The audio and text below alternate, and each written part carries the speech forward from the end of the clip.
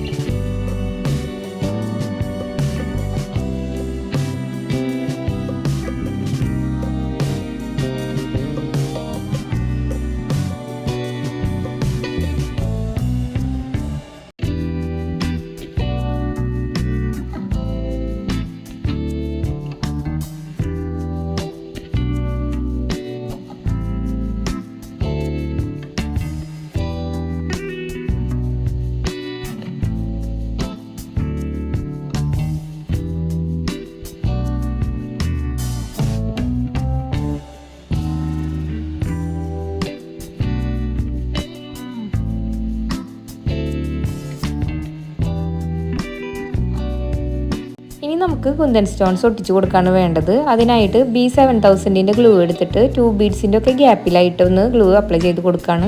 ഏത് type fabric glue വേണമെങ്കിലും നമുക്ക് യൂസ് ചെയ്യാം. ഏത് ഗ്ലൂ യൂസ് ചെയ്താലും നന്നായിട്ട് ഡ്രൈ ആയതിന് ശേഷം മാത്രമേ ബാക്കി വർക്ക് ചെയ്യാനുണ്ടെങ്കിൽ ചെയ്യാൻ പാടുള്ളൂ. അതിലെ ഇൻസ്ട്രക്ഷൻസ് വായിച്ചു നോക്കിയിട്ട് എത്ര ടൈം എടുക്കും ഡ്രൈ ആവാനായിട്ട് നോക്കിയിട്ട് അതിനനുസരിച്ച് ഡ്രൈ ചെയ്തെടുക്കുകയാണ്. കുന്തൻ സ്റ്റോൺസ് ഒട്ടിച്ചു കൊടുക്കാനായിട്ട് നമ്മളിവിടെ ഗ്ലൂ പെന്നാണ് യൂസ് ചെയ്തിരിക്കുന്നത്. ഗ്ലൂ പെൻ, കുന്തൻ സ്റ്റോൺ ഒക്കെ നമ്മൾ സെല് ചെയ്യുന്നുണ്ട് കേട്ടോ. നോർമലി നമ്മൾ എടുക്കുന്ന കുന്തൻ സ്റ്റോൺ അല്ല എടുത്തിരിക്കുന്നത്, തീരെ ചെറിയ സൈസ് ആയിട്ടുള്ളതാണ് എടുത്തിരിക്കുന്നത്. നമ്മൾ ഈ തുന്നി കൊടുത്തതിൻ്റെ ഇടയിലേക്കുള്ള സൈസ് ഇതാണ്.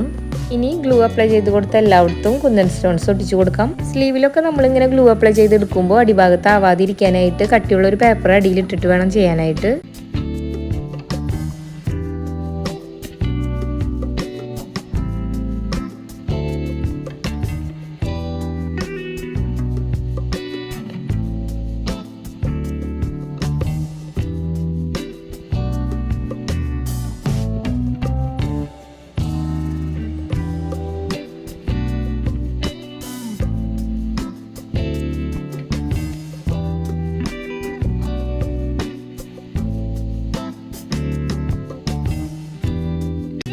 സ്ലീവിൽ ഇങ്ങനെ 2 ബോർഡർ പോലെ കംപ്ലീറ്റ് ആയിട്ട് ചെയ്തെടുത്തു. കുന്തൻ സ്റ്റോൺസും മുട്ടിച്ചെടുത്തിട്ടുണ്ട്. ഇങ്ങനെ 2 സ്ലീവിലും നമുക്ക് ചെയ്തെടുക്കണം. അതിനുശേഷം നമുക്ക് ബാക്കിലെ ഓപ്പണിങ്ങിലും ബാക്ക് നെക്കിലും ഈ സെയിം പാറ്റേൺ തന്നെ ചെയ്തെടുക്കാം.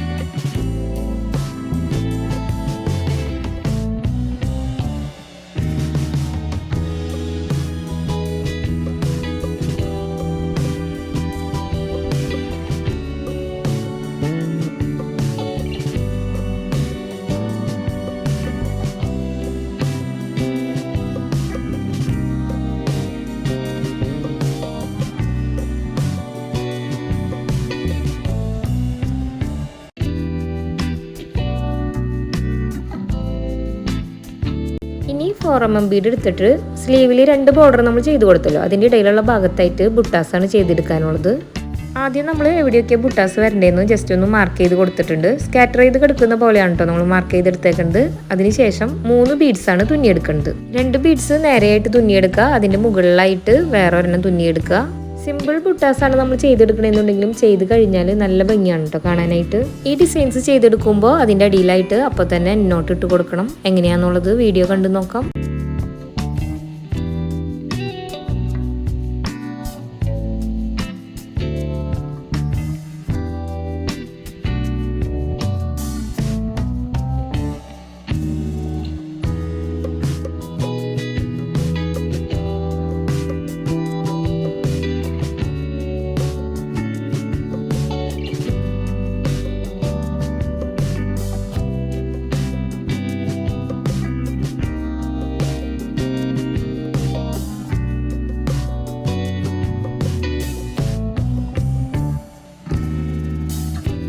കംപ്ലീറ്റ് ആയതിനു ശേഷമുള്ള ലുക്ക് കണ്ടിട്ട് നിങ്ങളുടെ അഭിപ്രായങ്ങളൊക്കെ കമൻറ്റുകളായിട്ട് അറിയിക്കണേ. ഇതാണ് കേട്ടോ വർക്ക് കംപ്ലീറ്റ് ആയതിനു ശേഷമുള്ള ലുക്ക്.